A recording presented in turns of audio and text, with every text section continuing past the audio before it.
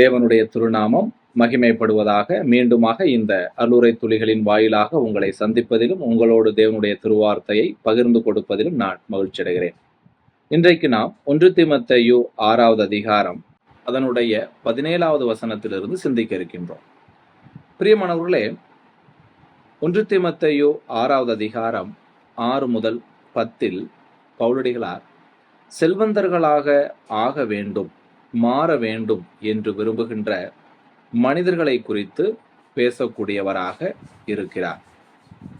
இந்த இடத்தில் நாம் பார்க்க போகின்ற 1 தீமோத்தேயு 6வது அதிகாரம் 17 முதல் 19 என்ற இந்த பகுதியில் பவுலடிகளார் ஏற்கனவே செல்வந்தர்களாக, பணக்காரர்களாக திருச்சபையில் அங்கம் வகிக்கக்கூடியவர்களை பற்றி பேசக்கூடியவராக, எழுதக்கூடியவராக காணப்படுகிறார்.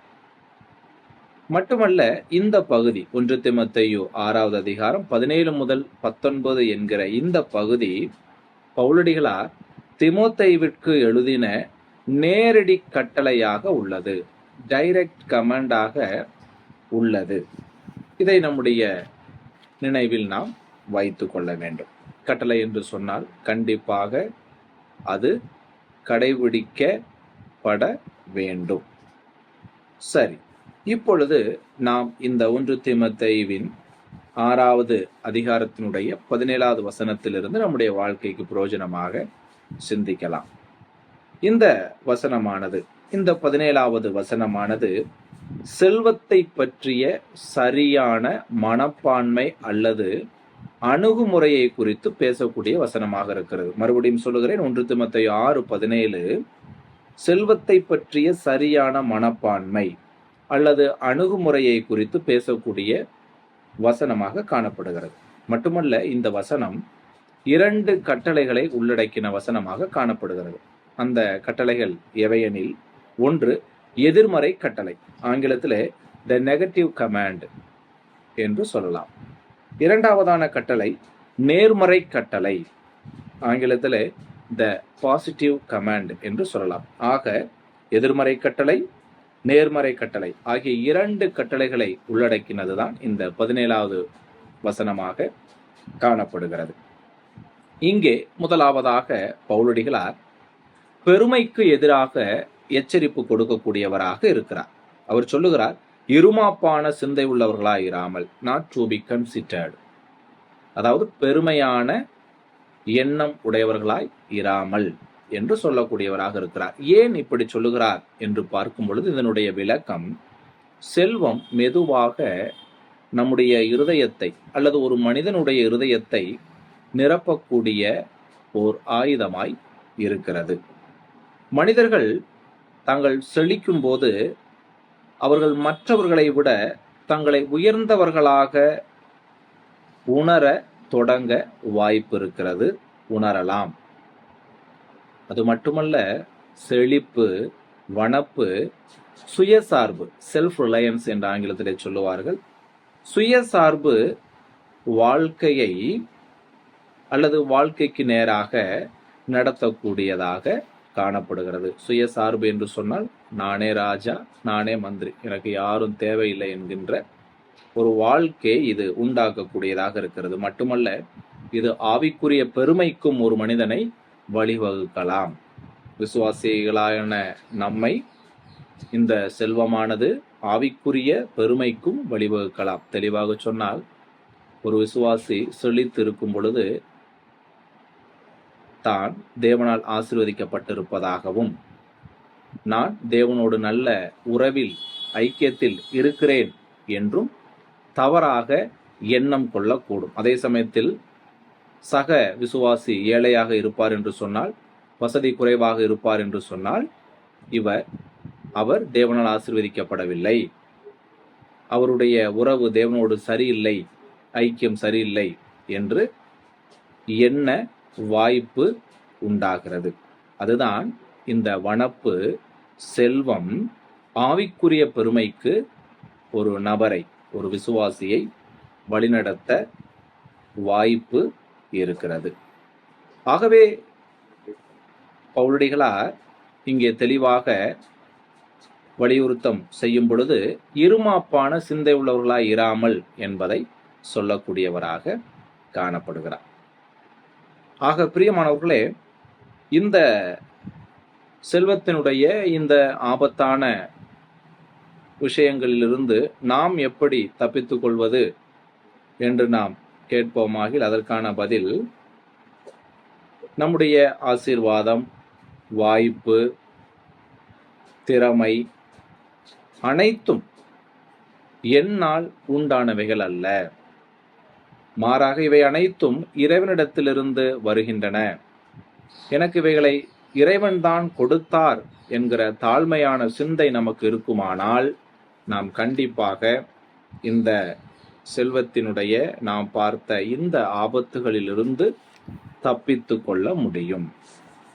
தேவன் கொடுத்தது என்கிற அந்த எண்ணம் இருந்தால் போல் நாம் செல்வத்தினுடைய நாம் சிந்தித்த பல்வேறு ஆபத்துகளிலிருந்து நாம் தப்பித்து இருமாப்பு அற்றவர்களாக நாம் வாழ முடியும்.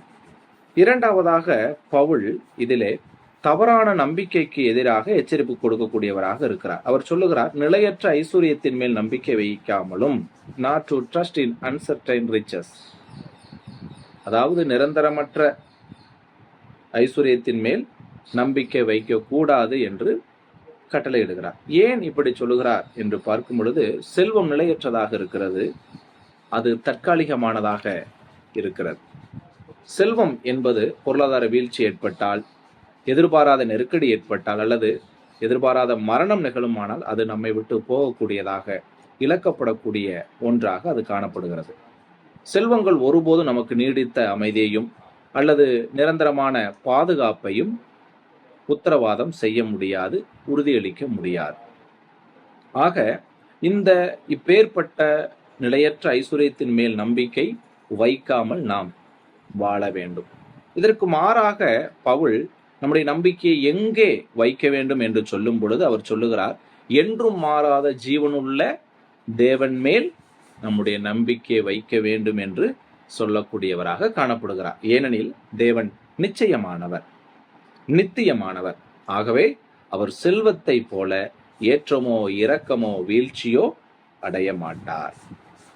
ஆக இப்போது நம்மை நாமே கேட்டுக்கொள்ள வேண்டிய கேள்விகள் என்னவெனில், எனது பாதுகாப்பிற்காக நான் தேவனை சார்ந்திருக்கிறேனா அல்லது என் செல்வத்தை சார்ந்திருக்கிறேனா?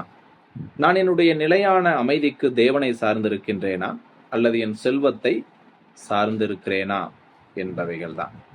பிரியமானவர்களே, பணம் தற்காலிக ஆறுதலை அளிக்கலாம், மாற்று கருத்தில்லை. ஆனால் தேவன் மட்டுமே நிலையான பாதுகாப்பை நமக்கு வழங்க முடியும்.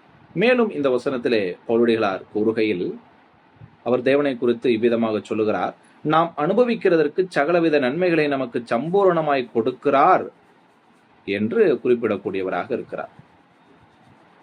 இது எதை நமக்கு உறுதிப்படுத்துகிறது, தெளிவுபடுத்துகிறது என்று பார்க்கும் பொழுது, செல்வம் பாவம் அல்ல, வனப்பு பாவம் அல்ல. ஏனெனில் தேவன் தாராளமானவர். அவர் தம்முடைய பிள்ளைகளை, நம்மை ஆசீர்வதிப்பதில் மகிழ்ச்சி அடையக்கூடியவராக இருக்கிறார். நாம் வாழ்ந்து செழித்திருப்பதில் அவர் மகிழ்ச்சி அடையக்கூடியவராயிருக்கிறார். மாற்று கருத்தில்லை.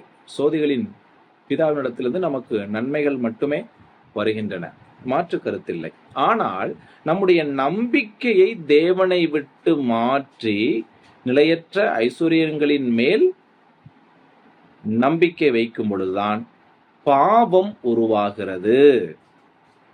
ஆகவே இங்கே பவுலடிகளார் அல்லது பவுலடிகளார் மூலமாக பரிசுத்த ஆவியானவர் நமக்கு சொல்லும் பொழுது, செல்வத்தை பாவம் என்று அவர் சொல்லவில்லை. மாறாக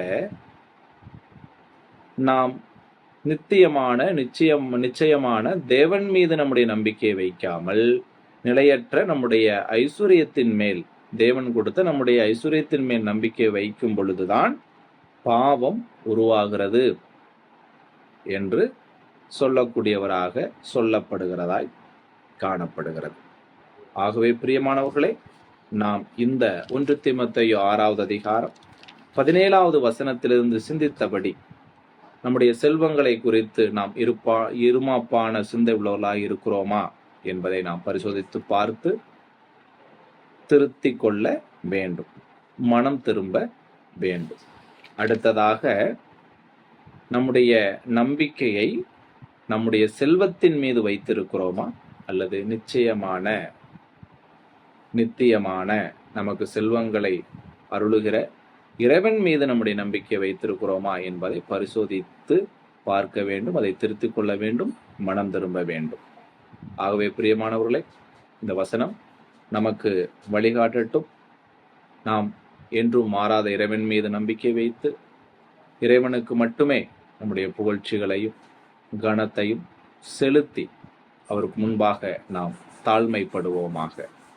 இறைவனுடைய நாமம் இன்றும் என்றும் சதா காலங்களிலும் மகிமைப்படுவதாக.